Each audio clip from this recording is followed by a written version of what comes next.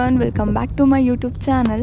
So ನಾವೆಲ್ಲರೂ ಇವತ್ತು ಹಾಸನ ಕಡೆ ಹೊರಟಿದ್ದೀವಿ. ರಥಸಪ್ತಮಿ ದಿವಸ ಇವತ್ತು, ಅದಕ್ಕೆ ದೇವಸ್ಥಾನಕ್ಕೆ ಹೋಗಿ ಬರೋಣ ಅಂತ ಹಾಸನ ಕಡೆ ಹೊರಟಿದ್ದೀವಿ. ಸೊ ಸ್ಟೇ ಟ್ಯೂನ್ಡ್, ಎಲ್ಲೆಲ್ಲಿ ಹೋಗ್ತೀವಿ ಅಂತ ತಿಳಿಸ್ಕೊಡ್ತೀನಿ ಈ ವ್ಲಾಗಲ್ಲಿ.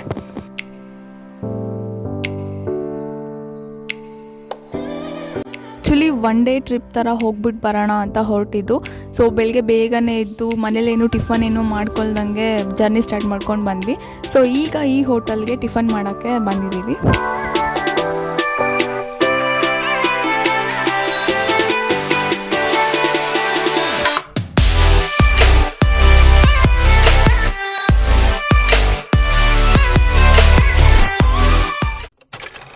ಟಿಫನ್ ಮಾಡಿಕೊಂಡು ಆನ್ ದ ವೇ ಜರ್ನಿ ಮಾಡ್ಕೊಂಡು ಹೊರಟ್ವಿ.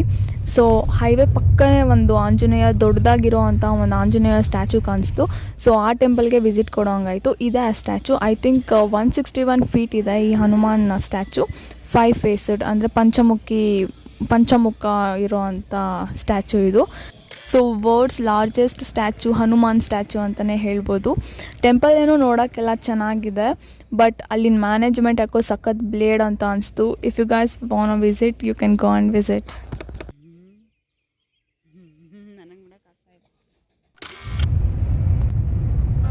ನೆಕ್ಸ್ಟ್ ನಾವು ಬಂದಿದ್ದ ದೇವಸ್ಥಾನ ಯಡಿಯೂರು ದೇವಸ್ಥಾನ. ಸೊ ತುಂಬ ಚೆನ್ನಾಗಿದೆ ದೇವಸ್ಥಾನ. ಇದೇನು ಹೊಸ ದೇವಸ್ಥಾನ ಅಲ್ಲ, ನಮಗೆ ಅವಾಗವಾಗ ಬರ್ತಾ ಇರ್ತೀವಿ. ತುಂಬ ವರ್ಷದಿಂದ ಈ ದೇವಸ್ಥಾನಕ್ಕೆ ಬರ್ತಾ ಇದ್ದೀವಿ. ಸೊ ಬೆಳಗ್ಗೆ ಟಿಫನ್ ಟೈಮಿಗೆ ಬಂದಿದ್ವಿ. ಸೊ ನಾವು ಲೇಟಾಗಿ ಬಂದಿದ್ದರಿಂದ ನಮಗೆ ಪ್ರಸಾದ ಮಿಸ್ ಆಯಿತು. ಸೊ ದರ್ಶನ ಮಾಡಿಕೊಂಡು ಹೊರಟ್ವಿ.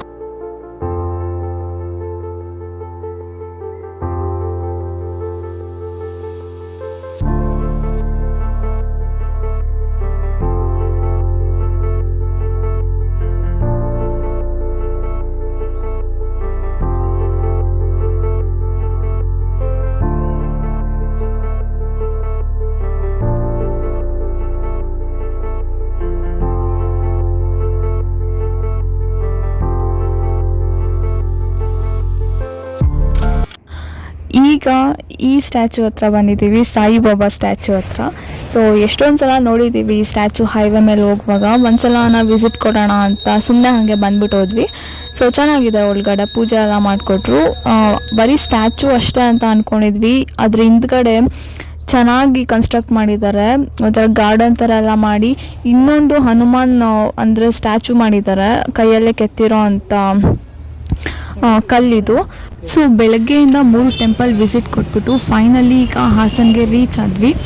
ಡಿಹೈಡ್ರೇಷನ್ ಆಗಬಾರ್ದು, ಸಮ್ಮರ್ ಅಲ್ವಾ, ಹೆವಿ ಬಿಸಿಲು ಅಂತ ಕಲ್ಲಂಗಡಿ ಹಣ್ಣೆಲ್ಲ ತಿನ್ನೋಕ್ಕೆ ಬಂದಿದ್ದೀವಿ ಈಗ.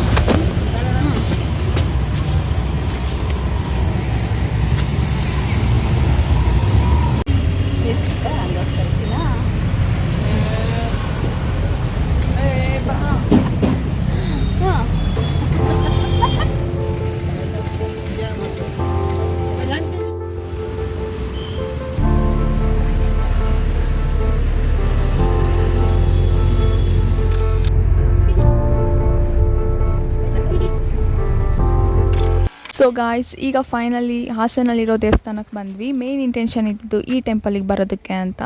ಸೊ ಫಸ್ಟು ಈಗ ನದಿ ಸ್ನಾನ ಮಾಡ್ಕೊಂಡು ಹೋಗೋಣ ಅಂತ ನದಿ ಹತ್ರ ಬಂದಿದ್ದೀವಿ.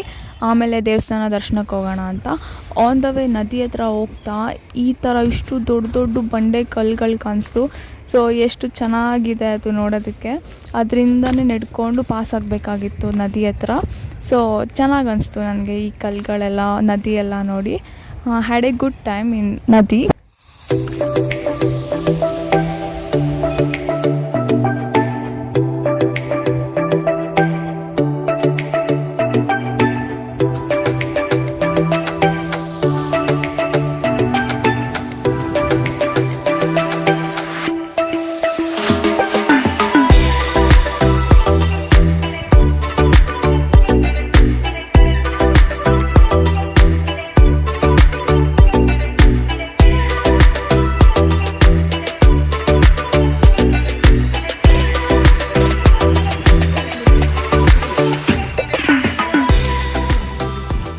ಗಾಯ್ಸ್, ಇವತ್ತು ರಥಸಪ್ತಮಿ ಆಗಿರೋದ್ರಿಂದ ದೇವಸ್ಥಾನಕ್ಕೆ ಹೋಗಿ ದರ್ಶನ ಮಾಡಿಕೊಂಡು ನದಿ ಸ್ನಾನ ಎಲ್ಲ ಮಾಡಿದ್ರೆ ಒಳ್ಳೆಯದು ಅಂತ ನಂಬಿಕೆ. ಸೊ ಇವತ್ತು ಸೂರ್ಯ ಜಯಂತಿ ಅಂತಲೇ ಹೇಳ್ಬೋದು. ಸೂರ್ಯದೇವನ ಜನ್ಮದಿನ. ಸೊ ಅದೇ ಕಾರಣಕ್ಕೆ ಇವತ್ತು ನಾವು ನದಿ ಸ್ನಾನ ಮಾಡೋದಕ್ಕೆ ಬಂದಿದ್ದೀವಿ. ಸೊ ರಥಸಪ್ತಮಿ ಅಂತ ಏನಕ್ಕೆ ಹೇಳ್ತಾರೆ ಅಂತ ಅಂದರೆ, ಈ ದಿನ ಸೂರ್ಯದೇವ 7 ಕುದುರೆಗಳು ಇರೋ ರಥದಲ್ಲಿ ಕಾಣಿಸ್ಕೊತಾರಂತೆ. ಸೊ ಅದಕ್ಕೆ ರಥಸಪ್ತಮಿ ಅಂತ ಕರೆಯೋದು.